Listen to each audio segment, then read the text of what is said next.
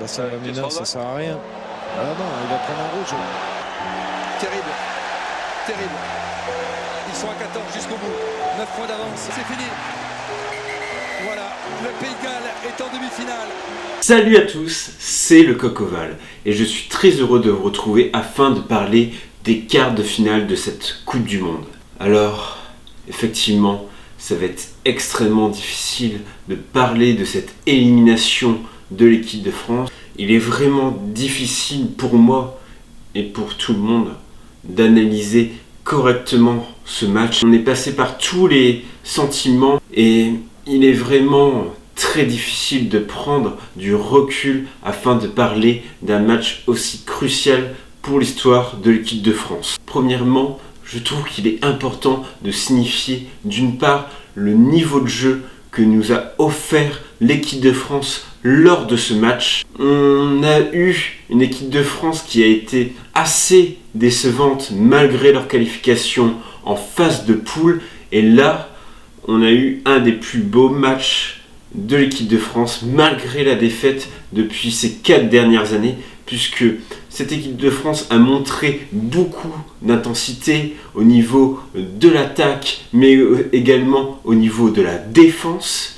Elle a montré énormément de solidarité, de soutien. On a eu peu de pénalités au final et de fautes de jeu. Vraiment, on a eu un niveau qui est satisfaisant. C'est vraiment le niveau de jeu qu'on a envie de voir avec cette équipe de France. Et je pense que si elle continue dans cette base avec Fabien Galtier, on peut voir des choses vraiment très intéressantes dans les années futures. Également, au niveau du jeu, on a eu une véritable continuité. L'équipe de France est une des équipes du mondial à offrir de plus en plus de offload. Et on voit que au fur et à mesure, avec peu de fautes de main et un jeu assez léché, cette technique de continuation du jeu commence à marcher. Et je pense que l'équipe de France, si elle continue à proposer un jeu dans la continuité par ses offloads, elle peut vraiment être très dangereuse. Ce qui est dommage, malheureusement, c'est que l'équipe de France est éliminée et qu'on a toujours ce manque de réalisme, puisque l'équipe de France a seulement 9 points d'écart quand ils sortent à la mi-temps. Or, vraiment, ils auraient dû tuer le match. L'équipe de France manque encore de ce réalisme qu'ont les plus grandes nations du monde, comme les All Blacks et les Anglais, qui réussissent à tuer le jeu très facilement. Il ne faut pas en vouloir à Romain Ntamak, qui a seulement 20 ans, et c'est cette pénalité et cette transformation qui ont été ratées ont joué dans la balance. Également, on a d'une part Josh Navidi qui est un joueur clé dans l'effectif gallois, c'est une véritable révélation de ces dernières années. Ce troisième ligne a été blessé et justement il ne sera plus dans le squad gallois puisqu'il revient au Pays de Galles suite à sa blessure. Et on a la rentrée de Ross Moriarty. Ross Moriarty qui est vraiment un joueur qui était intéressant il y a quelques années et qui perd un peu de l'influence dans l'effectif gallois. C'était pour ça qu'il était remplaçant et justement il va sortir pendant 10 minutes puisqu'il a un carton jaune. Et dans ce temps-là, l'équipe de France aurait dû vraiment mettre les points. On a manqué considérablement de réalisme en ne pouvant pas marquer d'essais. Or, c'était vraiment à ce moment-là que l'équipe de France devait marquer ses essais qui auraient dû accroître l'écart à la pause. Et vraiment, on sentait ces Gallois avant la deuxième mi-temps vraiment très penauds, absents. Vraiment, c'est la première fois qu'on voit ces Gallois dans cette Coupe du Monde aussi mal. Même face aux Fidjiens et aux Australiens, quand ils étaient à leur meilleur niveau face à ces Gallois, on ne les a pas vus autant en difficulté. Et ça, c'est vraiment à souligner. Il y a vraiment des bonnes choses à voir dans ce match. Et j'espère que ce match va vraiment donner enfin à l'équipe de France d'être réaliste et d'avoir envie de tuer ces matchs, parce qu'il y en a marre vraiment. Sur ces 4 ans, il y avait des matchs où l'équipe de France aurait dû gagner. Je pense au dernier match contre les Gallois lors du tournoi Destination où ce match contre les Sud-Africains au Stade de France.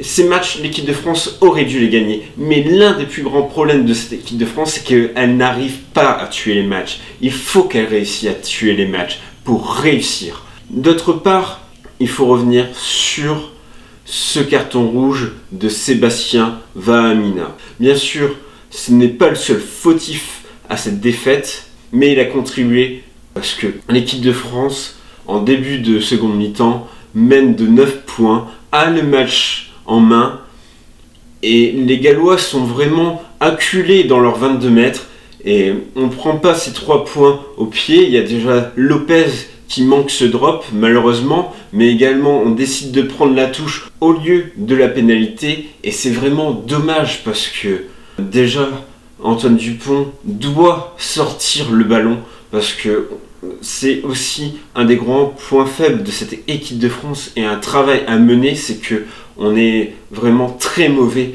sur les ballons portés, quel que soit en défense, à l'image de ce France-Argentine où l'équipe de France n'a pas réussi à défendre face à ces ballons portés et qui ont permis aux Argentins de revenir dans le match, mais également en attaque, puisque l'équipe de France a plusieurs fois essayé de faire des ballons portés et jamais ils ont réellement réussi à avancer. Alors c'est vraiment un point de travail pour l'équipe de France pour ces prochaines années, de travailler sur ces ballons portés. Ainsi, pour moi, au-delà de toutes les réactions qu'on peut avoir sur l'arbitrage de Jaco Peyper, l'équipe de France est le propre fautif à cette défaite, puisqu'elle n'a pas eu le réalisme, mais également cette faute grossière de Sébastien Vahaamina qui a empêché l'équipe de France de se qualifier. Et c'est ce qui montre vraiment aujourd'hui la différence d'une grande équipe au niveau international et d'une équipe comme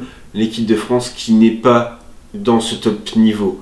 Puisque pour moi, l'Angleterre et les All Blacks n'auraient jamais eu un match comme ceci. Ils l'auraient tué déjà, et même s'il aurait eu un carton rouge, ils auraient pu l'emporter grâce à une avance de points aussi lourde. Dans cette équipe de France, je voudrais notamment signifier l'importance de la paire de centre Gaël Fickou, Virimi, Vakatawa. Ça faisait très longtemps que l'équipe de France cherchait une paire de centres complémentaire. Si Gaël Fickou est un joueur qui est souvent titulaire en équipe de France, on cherche souvent à l'associer à d'autres joueurs, par exemple Wesley Fofana. Ici, je trouve que l'association Gaël Fickou, Virimi, Vakatawa est excellente.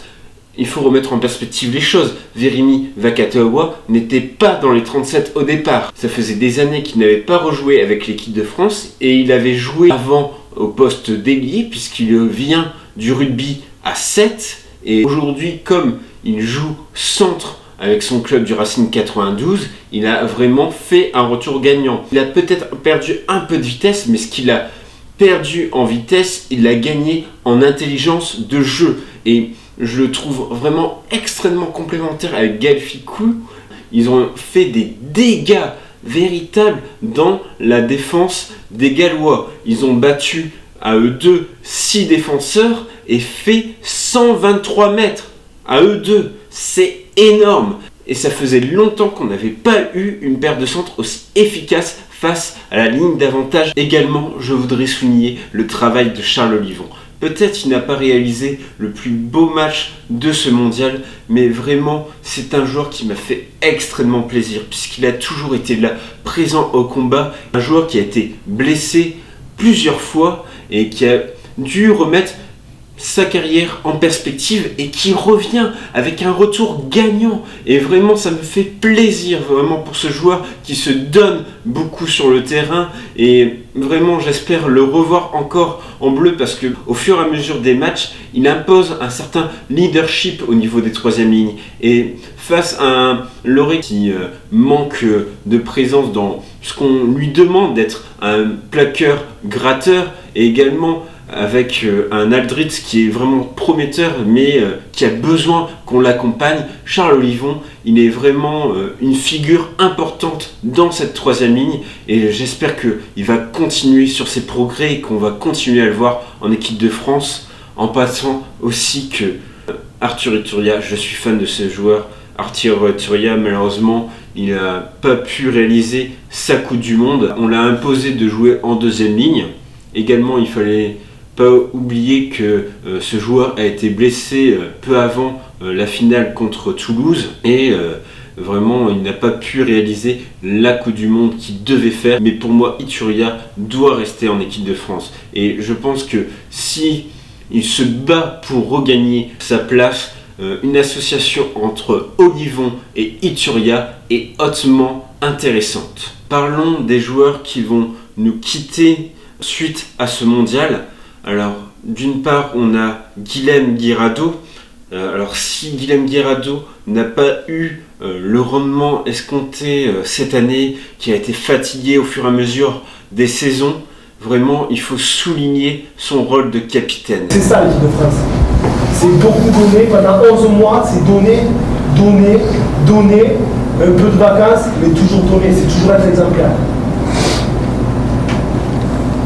En tout cas, ce qui est sûr, c'est que je suis fier de me représenter, je suis fier d'avoir joué à vos côtés, je suis fier aussi de raccrocher les crampons. Parce qu'il a vraiment tenu la barre pendant ces 4 ans et ça a été vraiment très difficile pour lui. On a même eu le staff qui n'était pas toujours avec lui parce qu'on a proposé à ce que Poirot prenne le capitanat, mais il a toujours voulu garder ce capitanat et il s'est toujours battu pour l'avoir et pour montrer l'exemple sur le terrain. Et même si ça n'a pas toujours été le joueur le plus important de l'équipe de France, je peux dire ce qu'il a fait pour cette équipe de France. C'était vraiment pas simple pour lui et vraiment bravo capitaine Guirado pour ces 4 ans difficiles et pour cette dizaine d'années passées en équipe de France. Également, il faut parler aussi de Louis Picamol, qui est le joueur le plus capé de cette sélection et qui a montré aussi quelques belles choses lors de ce mondial, même si aujourd'hui il était dépassé par rapport à Grit. C'était un joueur qui a été aussi important par rapport à son leadership sur cette équipe de France. Également, on a eu Maxime Médard qui est revenu ces dernières années en équipe de France, même si il est revenu en France et qu'il n'a pas pu disputer finalement cette Coupe du Monde. Merci à Wesley Fofana qui a été vraiment un excellent centre, mais qui malheureusement n'a pas pu avoir la carrière qu'il aurait dû. La faute à des blessures récurrentes, c'est vraiment dommage. Maintenant, une page se tourne pour cette équipe de France. Merci beaucoup aux anciens pour tout ce qu'ils ont apporté et on espère que cette équipe de France qui va rester va réussir à avoir une rage de vaincre et ce réalisme qui nous manque pour enfin enchaîner les victoires. On compte sur vous. Bien, plusieurs jours ont eu lieu après ce quart de finale et je voudrais réagir sur les dernières polémiques qu'il y a eu, notamment sur Sébastien Vahamina et Jacob Pepper. Je trouve inadmissible l'attitude qu'on a contre Sébastien Vahamina. Effectivement, son geste est idiot sur ce match et c'est une des raisons pourquoi l'équipe de France n'est pas qualifiée. Mais le déchaînement qu'on a contre ce joueur est inutile. C'est un joueur du 15 de France, quelqu'un qui s'est battu pour le 15 de France pendant 4 ans, qui s'est imposé pour être une deuxième ligne et un joueur clé de cette équipe de France. Et aujourd'hui, on chie dessus pour ce geste. Vraiment, je trouve ça honteux. Vraiment, lisez ce que dit par exemple des joueurs comme Iturria sur Sébastien Vahamina. Ils ont raison. On n'a pas le droit de parler comme ça de Sébastien Vahamina. Regardez aussi l'histoire de l'équipe de France.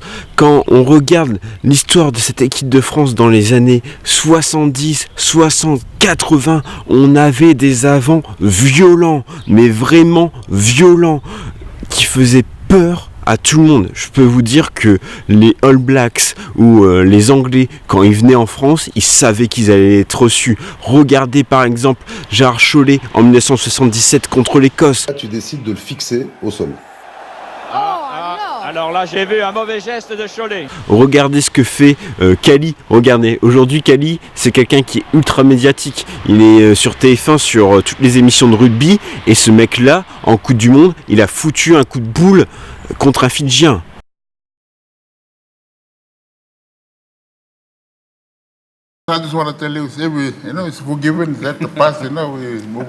Alors, franchement, quand on regarde cette équipe de France, il faut arrêter. Aujourd'hui, Sébastien Vahaemina a décidé de quitter l'équipe de France. C'est sa décision et j'espère que c'est pas suite à ce geste. Et vraiment, il mérite autre chose que partir sur un carton rouge dans un match de Coupe du Monde. Et franchement, ça me rend triste quand même qu'un joueur comme cela quitte l'équipe de France à cause d'un geste aussi bête. Et vraiment, ok, il doit avoir des sanctions disciplinaires, mais qu'on arrête ce lynchage. Sébastien Vahaemina, c'est un grand joueur et il ne mérite pas qu'on ait tout ce déferlement médiatique sur lui. Également, je voudrais revenir sur le cas Jaco Peyper. Cette photo, ok, cette photo est maladroite. Il n'aurait pas dû faire une photo comme cela avec les supporters gallois et surtout en mimant le coup de coude. Franchement, quand j'ai vu cette photo, elle m'a fait du mal parce que vraiment je sortais de cette défaite et elle m'a fait du mal. Mais il faut dire que c'est un arbitre international et ok, c'est un homme aussi et il peut avoir des erreurs. Ok, je pense que c'est normal quand même qu'il n'arbitre pas les demi-finales et le reste de la compétition parce que quand même c'est une erreur de sa part, mais qu'on arrête, voilà. Il a fait une erreur, il l'a reconnu, il s'est excusé, bordel, parce que sur ce match, vraiment, le carton rouge sur Vahaemina, il est indiscutable et ce dernier essai gallois, vraiment on n'est pas arbitre international, la règle est extrêmement compliquée et combien de matchs on a des situations comme ça, c'est vraiment très rare. Alors vraiment se faire arbitre international et dire quelle serait la règle exacte, non, voilà, le match est terminé, maintenant l'équipe de France doit se concentrer sur son objectif et l'objectif de l'équipe de France c'est 2023. 2023 les gars, il faut se concentrer dessus et pour moi la plus belle réponse que peut faire l'équipe de France c'est de gagner son match en 2020 à Cardiff contre les Gallois. Avoir une revanche contre les Gallois à Cardiff, ça serait le pied et ça serait la plus belle réponse.